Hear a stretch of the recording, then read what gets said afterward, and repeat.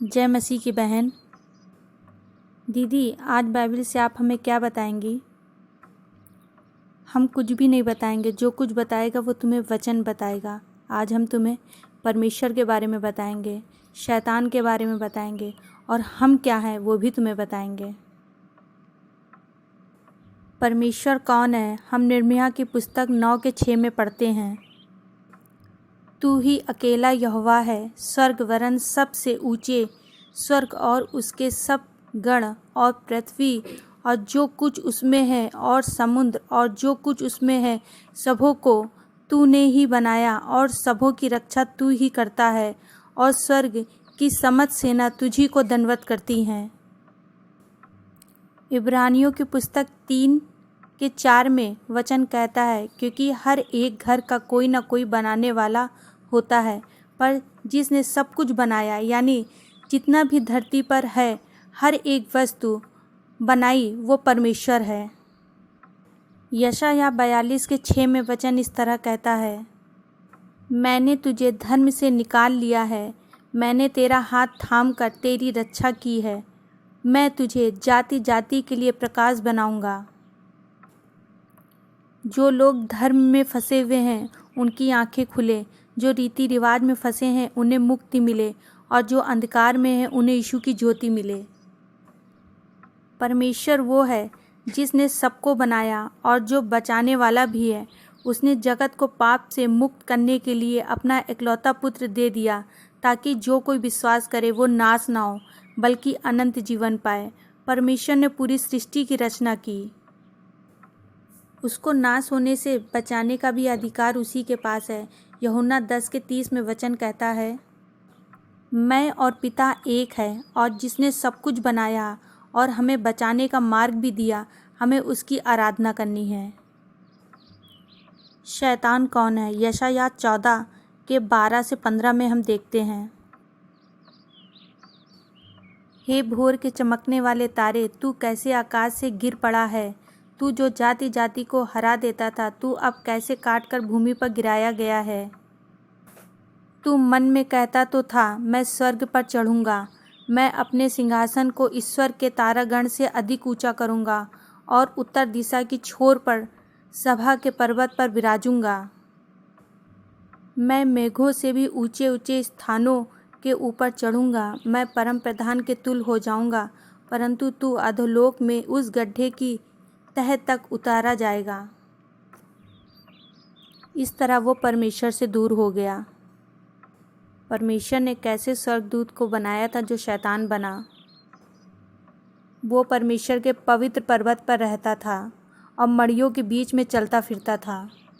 उसमें कोई भी कुटिलता नहीं पाई जाती थी। वो चाल चलन में निर्दोष था, परंतु लेन देन की बहुतायत के कारण वो उपद्रव से भर गया। अब हमें ये जानना ज़रूरी है कि पहले हम कौन थे, अब कौन हैं। ये हम उत्पत्ति की पुस्तक 2:7 में देखते हैं, तब यहोवा परमेश्वर ने आदम को भूमि की मिट्टी से रचा और उसके नथनों में जीवन का श्वास फूंक दिया और आदम जीवित प्राणी बन गया। पर आदम ने परमेश्वर की आज्ञा का उल्लंघन किया और फिर परमेश्वर ने उससे कहा, अपने माथे के पसीने की रोटी खाया करेगा और अंत में मिट्टी में मिल जाएगा, क्योंकि तू उसी में से निकाला गया है, तू मिट्टी तो है और मिट्टी में ही मिल जाएगा। सपोपदेशक वचन 12:7 में इस तरह से कहता है, तब मिट्टी ज्यों की त्यों मिट्टी में मिल जाएगी और आत्मा परमेश्वर के पास जिसने उसे दिया है लौट जाएगी। क्योंकि परमेश्वर ने आदम को मिट्टी से बनाया था, इसलिए वो मिट्टी में मिल जाएगा। पर परमेश्वर ने अपना श्वास मनुष्य के अंदर फूंका था, इसलिए आत्मा परमेश्वर के पास जाएगी। हम सब आदम की संतान हैं और हम सब के अंदर पाप आया, इसलिए कि सब ने पाप किया है और परमेश्वर की महिमा से रहित हैं, परंतु उसके अनुग्रह से और उस छुटकारे के द्वारा जो मसीह यीशु में है सेत में धर्मी ठहराए जाते हैं। यीशु के क्रूस के द्वारा मरने पर ही अनुग्रह आया और हम सब उसी के द्वारा धर्मी ठहराए गए। कुलूसियों 1:13-14 में वचन इस तरह से कहता है, उसी ने हमें अंधकार के वश से छुड़ाकर अपने प्रिय पुत्र के राज में प्रवेश कराया, जिसमें हमें छुटकारा अर्थात पापों की क्षमा मिलती है।